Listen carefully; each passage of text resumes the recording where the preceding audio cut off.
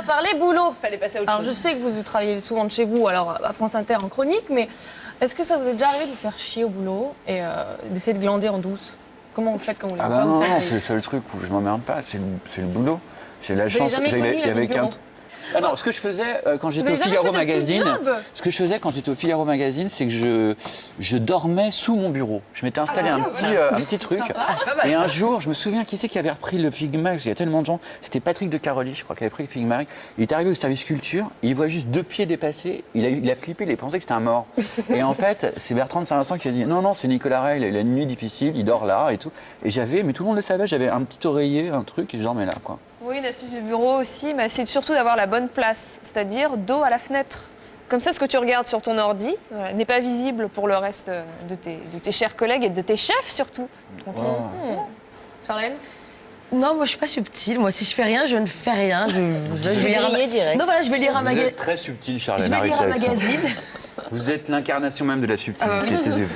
Non, voilà, je vais lire un magazine. Je peux me faire les ongles au bureau. Je l'ai déjà fait en plus. Au Ouais, bureau. ça c'est sûr. Charlène, quand Ah elle bah glande, bravo. Ah, je le dis. ça se voit complètement, elle le fait ouvertement. Ah oui. Hein, alors du coup, je te conseille, pour bien occuper ta glande, Charlène, colle, décolle et recolle ton boulot. Ce sont des post-it. Elle a toujours des trucs, elle. C'est des post-it géants. Alors par exemple, ici, tu peux insulter ton boss librement en Génial. écrivant sur un papier noir. Hein, donc fort utile. quoi l'intérêt Tu peux ensuite... Oui. C'est vrai, c'est pour quand tu te fais chier au boulot, tu t'occupes, tu vois. Tu peux ensuite évoluer tes collègues. Par exemple, Sophie. Qui est souvent au bureau d'ailleurs. Bah oui, Qui a Sophie est bien tout la le vie temps de au bureau. En Sophie est mesurant toujours son là au taux bureau. de sympathie. Alors combien on lui met, Sophie, sur 10? Sur 10. Allez, Oh, je suis sympa avec vous, hein, ça va. hein. Non, oui, parce qu'elle m'a montré ses seins la dernière fois au bureau. Bah ouais, Voilà. c'est ma grande spécialité au Taux de bureau. sympathie qui remonte. Vous montrez vos seins. Au bureau, c'est la Oui, je monte mes seins au bureau. Bon, Allez, alors, bref, tu Mathilde. verras tous tes post-it. Je te conseille aussi la Bible, donc comment glander au boulot en passant par un pro. Très bien, qui nous apprend par exemple à comment avoir l'air indispensable tout en étant chargé du placard à balai. Faut avoir l'air affairé en fait, c'est ça le truc. C'est quand même assez vicieux, hein. Il y a pas mal de conseils, je vous le laisse. Mais c'est Voilà. pour te remotiver, ça suffit pas, ça, si? Non, alors pour nous remotiver, souvent, d'abord, ça passe par le blé. Hein, c'est la première source d'insatisfaction au travail, c'est le salaire.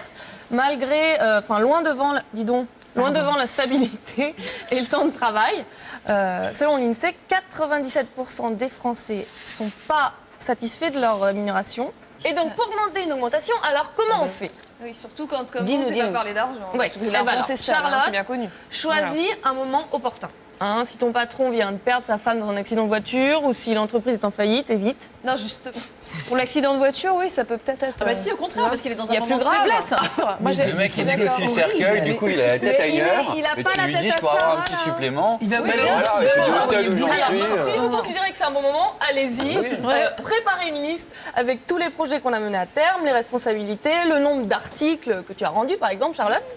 Bref, essaye de chiffrer ta contribution au développement de ta boîte. Et si ça marche pas?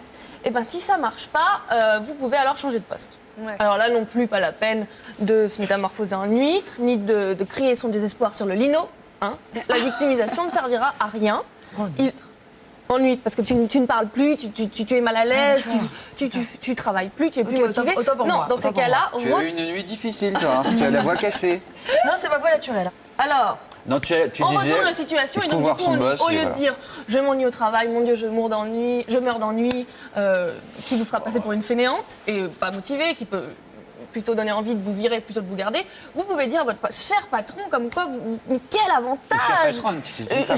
chère patronne, quel avantage elle aurait à vous mettre à une autre place ailleurs, voilà. Alors, si encore la réponse est non, tu fais quoi? Alors, soit vous êtes vraiment une tâche, ce qui peut être ton cas, Charlotte, je suis là, je Mais tu as une belle voix, rassure-toi. soit vous changez d'entreprise. C'est le moment où j'aime. Alors, première option plutôt soft, dite la rupture à l'amiable. Hein, qui vous évite le licenciement et la démission, qui font toujours mauvais sur un CV. Et en plus, la démission ne vous permet pas de toucher les acédiques. Donc, si vous avez de bonnes relations avec votre patron, profitez-en pour un autre moment que pour lui souhaiter la bonne année et donc pour essayer de négocier un départ à l'amiable. Depuis 2008, il y a un décret qui permet d'encadrer cette rupture et qui permet donc, si vous êtes vraiment fort, d'avoir et les assurances chômage et les indemnités de licenciement. bien ça. Ouais, pas mal. Ouais. Donc si vous êtes un peu timide, faites-vous encadrer d'un délégué du personnel et allez sur Internet pour consulter tous les dossiers complets. Je vous mets les adresses sur le blog. Deuxième solution, plus radicale. Ouais, on se barre. On écoute. Cher monsieur le directeur. Ça, c'est bien ça. Je viens de recevoir une offre dans un domaine dans lequel je souhaite depuis longtemps évoluer. Le chômage. Ceci, donc le film culte, La stratégie de l'échec, je vous le recommande. Donc c'est pour bien rater sa vie professionnelle et même tout simplement sociale. Ça vit tout court. Ouais. Merci, alors ça c'est gentil. Merci beaucoup. Vous regardez? Question pour vous. Spécial. Oui, je vous Les écoute dockers, avec mais- plaisir. Est-ce que vous triez vos déchets? Est-ce que vous Absolument prenez pas. des bains? Et est-ce que vous mangez des fraises en hiver? Alors, quoi, Est-ce que vous prenez des bains? Est-ce que vous mangez des fraises en hiver? Et est-ce que Non. vous triez vos déchets? Rien de tout ça, non. Rien de tout ça. Je suis obligée de vous poser la question, je sais que c'est pas toujours agréable, mais en même temps, on peut plus faire impasse à parler d'écologie. Je sais pas si vous avez remarqué, on en mange à toutes les sauces. Copenhague. en soi, c'est J'ai bien. jamais autant Ah oui. entendu le nom d'une ville là que. Ah oui. Je Surtout me Copenhague. chier avec ça, dis donc. Mais en même temps, c'est bien qu'on parle d'écologie. Il faut mobiliser l'opinion publique. Là-dessus, on est tous d'accord. C'est pas moi qui vous dirai le contraire. Mais là, on est arrivé à un tel point que tout le monde doit avoir un avis sur le sujet, Ouais. et même les stars. Et des fois, quand on pose des questions aux stars et qu'ils n'ont pas trop d'avis sur le sujet, bah, ça donne des petites répliques. J'en ai sélectionné 3. Alors, Laurent Ruquier, quand on lui parle d'écologie, il répond: moi, je veux bien soutenir les écologistes, mais à condition que les petits oiseaux ne chient plus sur ma voiture. Moi, je trouve ça bien, écoutez. Tu as bien raison. Ensuite, on a Yoko Ono qui nous dit: si vous mangez moins de viande, il y aura moins de troupeaux. S'il y a moins de troupeaux d'élevage, il y a moins de pollution liée aux pets de vache. Oh là là. Ça fait très longtemps qu'elle oui, est d'accord. barrée. Une.